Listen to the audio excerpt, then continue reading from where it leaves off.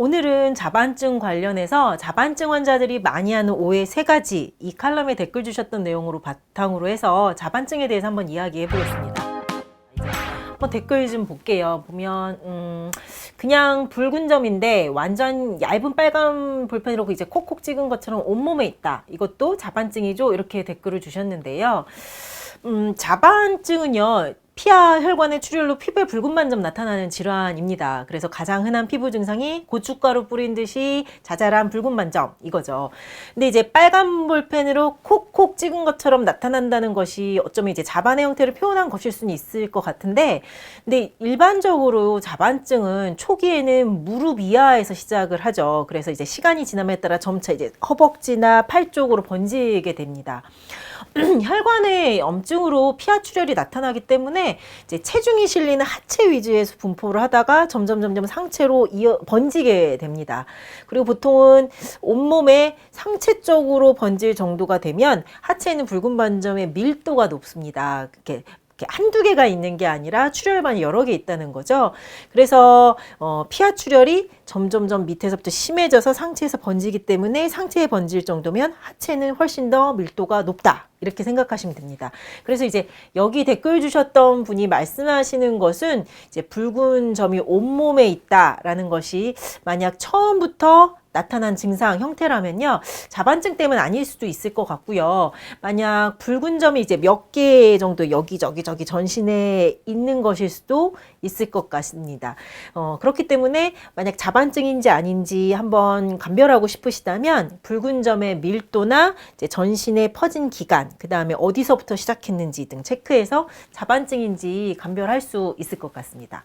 그리고 이제 또 한 번 다른 댓글을 좀 보면, 제가 일주일 전부터 다리에 붉은 반점 같은 게 올라오는데 그냥 땀띠인 줄 알고 대수롭지 않게 넘겼는데 갈수록 빨개지고 온몸에 퍼지는데 어떻게 하죠? 같은 맥락에서 좀 다른 댓글 같이 보면요, 제가 자반증이 생긴 지 한 달 정도 됐는데 피부과 갔더니 스테로이드 주셔서 먹었는데 좋아지지 않아서 이제 4일 뒤에 큰 병원 갔는데 그냥 쉬면 괜찮다고 하셔서 또 그냥 쉬었더니 자반증이 없어져서 다시 학원을 갔다네요. 학원을 가셨더니 더 심해졌어요. 또 다시 쉬고 좋아졌는데 또 걸어 다니니까 자반이 다시 올라오고 팔까지 번졌다, 이렇게 댓글을 주셨습니다. 자반증은요, 예후 판정, 그 다음에 거기에 따라서 치료 방법 선택하는 것 필요합니다. 이제 자반증이 혈관에 염증이 생겨서 출혈이 생긴다고 말씀을 드렸습니다. 그래서 감기 걸리면 잘 쉬어줘야 하듯이 초기 자반증도 잘 쉬는 것, 무리하지 않는 것이 중요합니다. 그리고 보통 이제 1, 2주 이내에 붉은 반점이 생겼다가 그냥 없어지고요. 재발하지 않는다면 이제 그냥 가볍게 감기처럼 혈관에 염증이 지나갔구나 라고 생각하면 되는데요.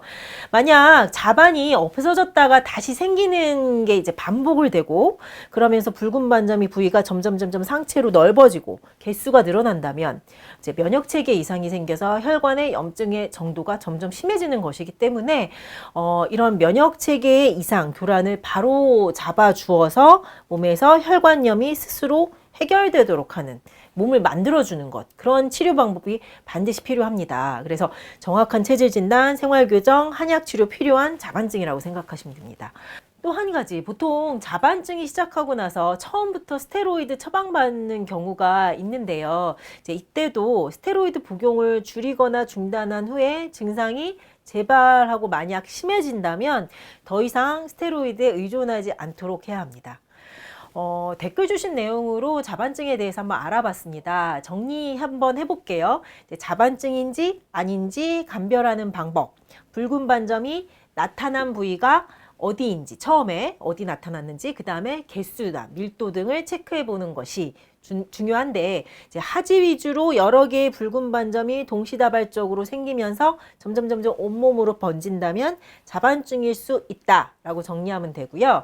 이제 자반증 초기라면 휴식, 안정으로 회복이 될 수 있으니까 잘 쉬어주는 것 중요한데, 그러고 나서 재발이 되지 않는다면 너무 걱정하지 않아도 된다.